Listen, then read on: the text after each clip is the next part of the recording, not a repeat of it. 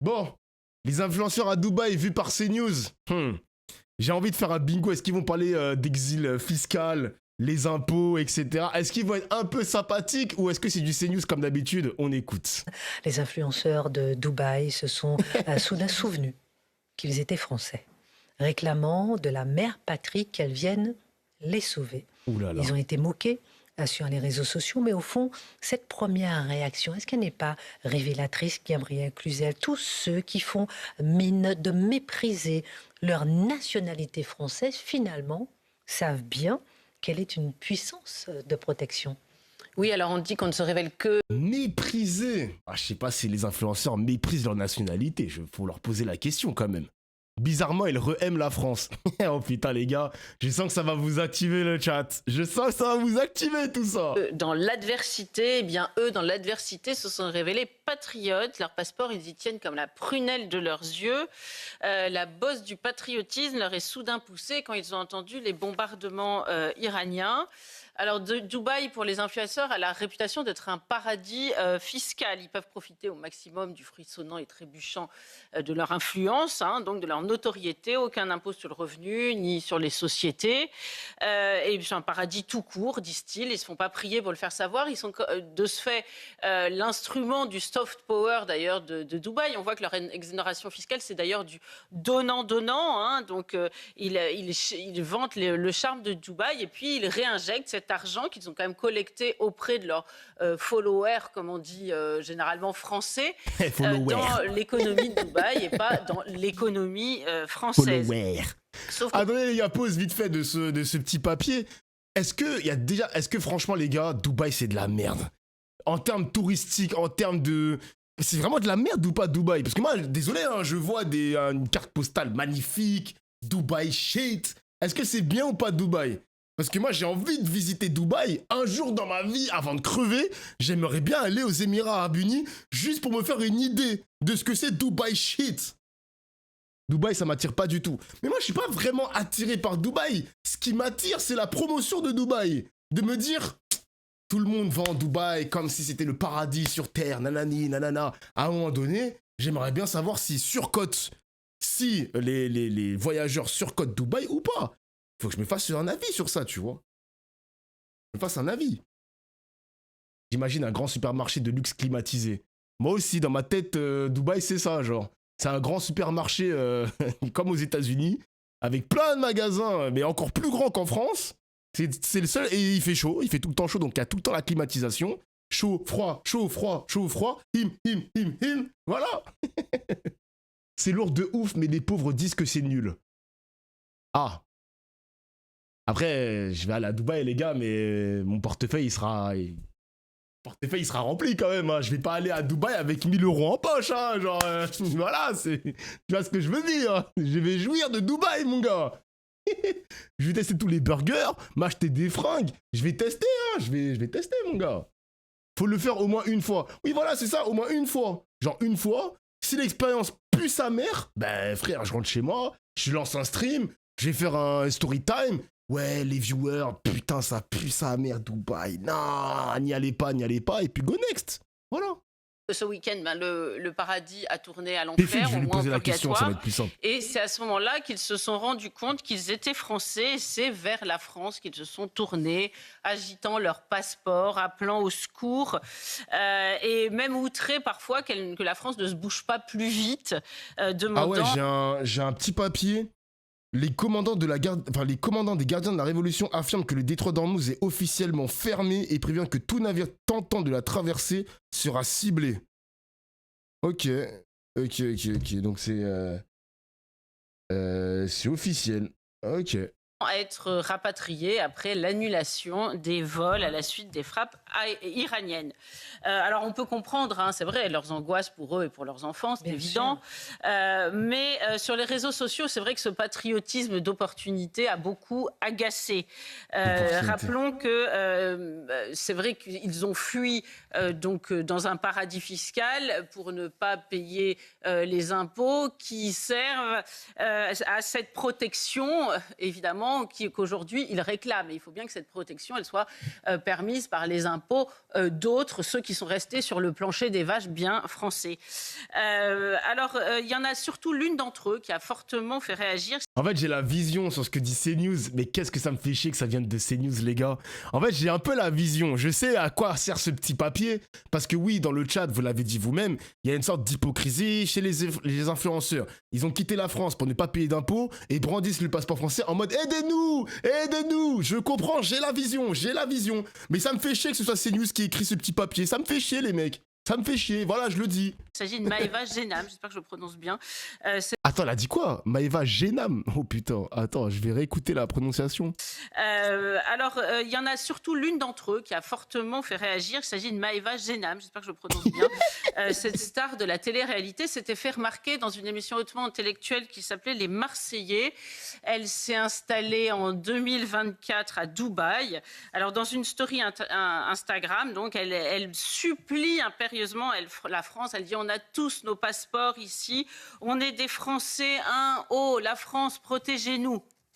La France protégée. Pourquoi elle, plus que d'autres, elle a suscité de nombreuses réactions? Oui, elle a cristallisé l'agacement, si j'ose dire, parce qu'elle est connue pour avoir déclaré, je cite, pour rien au monde, je ne rends... C'est ouf comment la France adore critiquer les influenceurs. Après, frérot, désolé, hein, mais les influenceurs de Dubaï, t'en as quand même un qui a créé des bails de crypto-monnaie. Il est, comment il s'appelle? Marc Blatta, je crois, un truc comme ça. Il a arnaqué beaucoup de Français. Excusez-moi, Maëva Génam aussi, c'est elle qui avait fait la promotion de produits pour les parties intimes, donc à risque quand même. Il y a beaucoup de dropshipping, etc. Évidemment qu'il faut attraper la veste des influenceurs. Vous êtes fous, quoi, les gars? Oh, vous êtes fous. Il y a beaucoup d'influenceurs, ce sont des fils de pute, les mecs, hein. Il y a des mecs, c'est des grosses cas, c'est des grosses merdes, hein. C'est quoi ce Google Doc? Oh, j'ai peur de cliquer dessus. Attends, je regarde sur le côté. Non, j'ai cru que c'était un Google Doc de con. Mais oui, les amis, il y a les influx voleurs. Voilà, c'est comme ça que Booba les appelait. Il y avait beaucoup d'influenceurs qui se sont expatriés. Alors, pas forcément que à Dubaï, mais dans les pays du Golfe. Et il y a des Français qui ont fait beaucoup d'arnaques, les mecs. Beaucoup d'arnaques. Donc voilà. Encore heureux que les Français critiquent ces mecs-là. Encore heureux, mon gars. Eh oui. Dofla, fais gaffe, on va t'attraper. Est-ce que vous m'avez vu faire la promotion d'une entreprise bizarre? Moi, j'ai même pas d'OP, frère. Hier, j'avais God of War. Mais sinon, moi, j'ai des OP sur des jeux vidéo, les mecs. Mais moi, j'ai pas de trucs bizarres. J'ai pas d'OP bizarre. Moi, je sais pas la promotion de comment allonger ta bite de 10 cm. Voilà, tu vois ce que je veux te dire.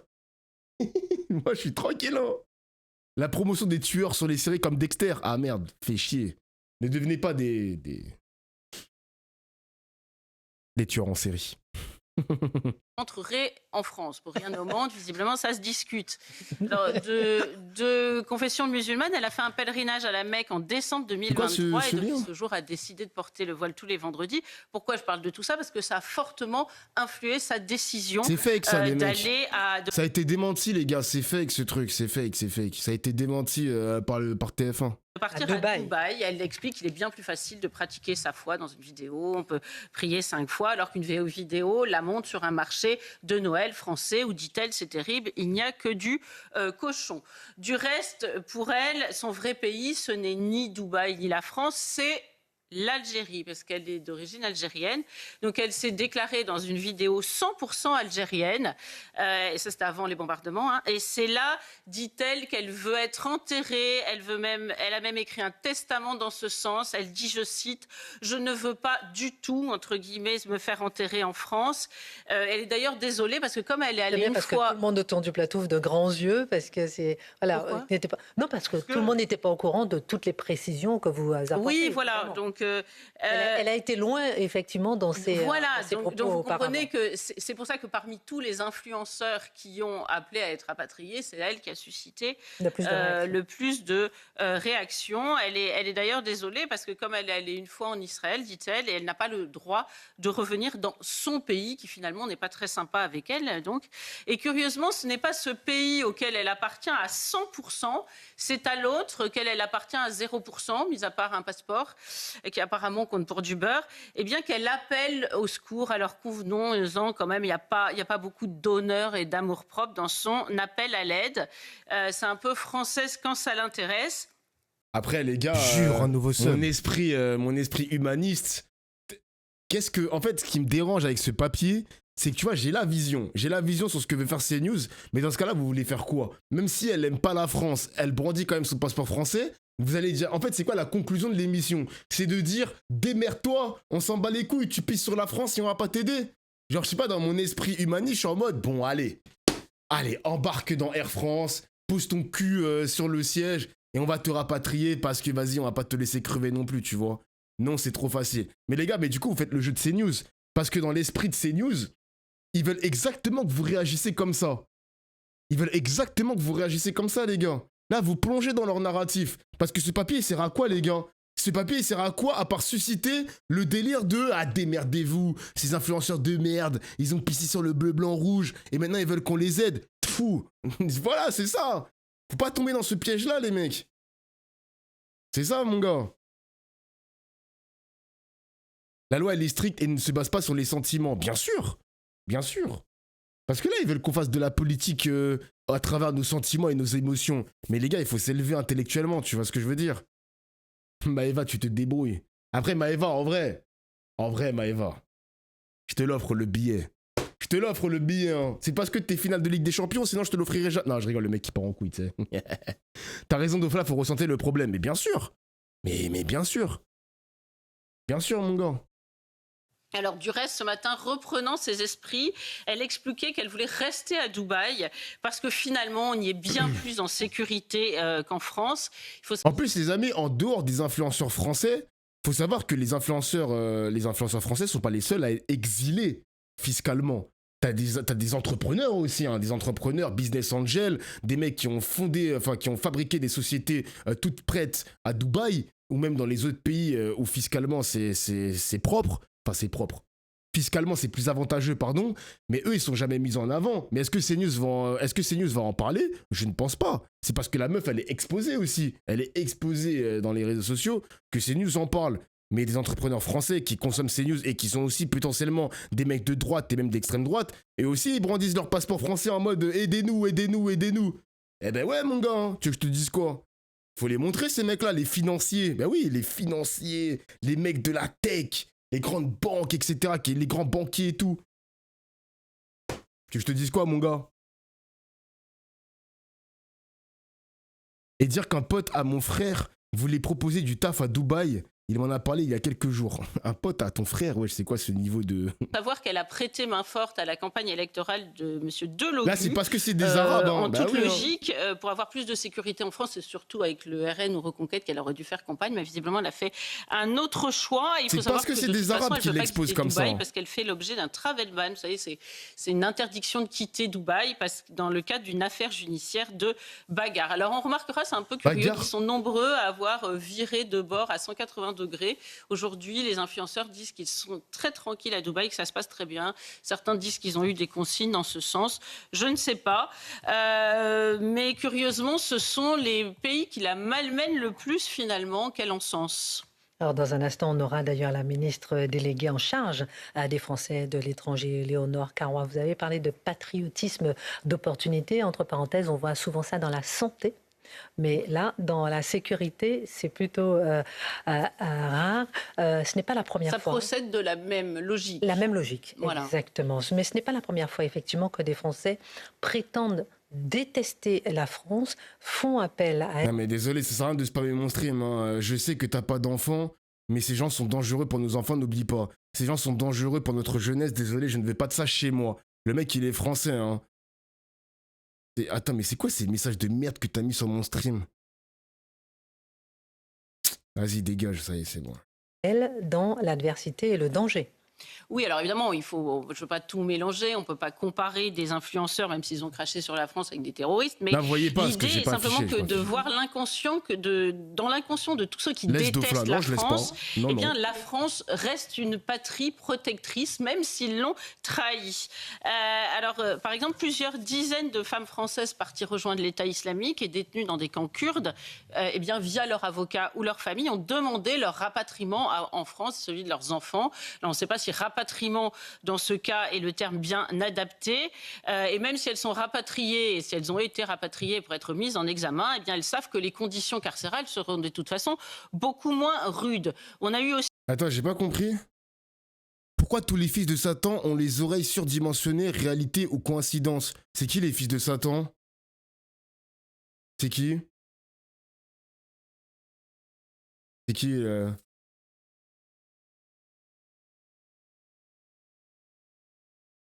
Pourquoi tous les fils de Satan ont les oreilles surdimensionnées? C'est qui? Tu peux écrire ou pas? Aïe aïe aïe. Aïe aïe aïe aïe aïe aïe aïe aïe aïe aïe. Ah les dog whistle. Aïe aïe aïe aïe. Vous savez que j'ai fait exprès les mecs hein. Les gars j'ai fait exprès. J'ai fait exprès genre. J'ai fait exprès. Aïe aïe aïe. Mon gars je vais te faire ma banne. Y'a pas de dog whistle les gars. Eh c'est 30 jours de ban sur Twitch les mecs hein. Moi je suis obligé de modérer les mecs hein. Moi, je suis obligé de modérer, j'aime pas Netanyahou, mais les délires dog whistle antisémitisme, ça dégage, les gars. C'est permaban, mon gars, bro. Ça dégage, mon gars. J'ai fait exprès, en plus, j'ai fait exprès. Ah, vous êtes vraiment des idiots, putain. En plus, ça me fait chier. Ça me fait chier parce que c'est Netanyahou, frère. Ça me fait chier. Mais moi, je suis pas dans les délires antisémites, les gars. Moi, je suis pas dans ça, mec. Moi, je suis pas dans ça, bro. Ça, c'est purement antisémite et c'est dehors, mon gars. Le cas du djihadiste Adrien Dial, alias Abou Oussama, retenu dans une prison au nord de la Syrie. Il est quand même tristement connu parce que c'est lui qui avait revendiqué au nom de l'État islamique l'attentat de Nice en juillet 2016 et l'assassinat d'un couple de policiers à Magnanville en 2016 aussi, je crois. Et lui, il avait demandé par le biais de sa mère à être rapatrié en France pour les mêmes motifs. Là, la justice a refusé. Il sera donc jugé en Irak, sans doute avec beaucoup moins de magnanimité qu'en France, mais on se demande où est l'honneur et on voit bien qu'ils ne croient pas une seconde à ce qu'ils racontent. Ils savent au fond ce que représente l'immense chance d'être français. Alors encore une fois, hein, c'est des comparaisons le papier me fume. Qui doivent être pondérées, mais tout cela fait penser mutatis mutandis à la France insoumise, vous savez, qui crache toute la journée sur la police, mais... Attends, what?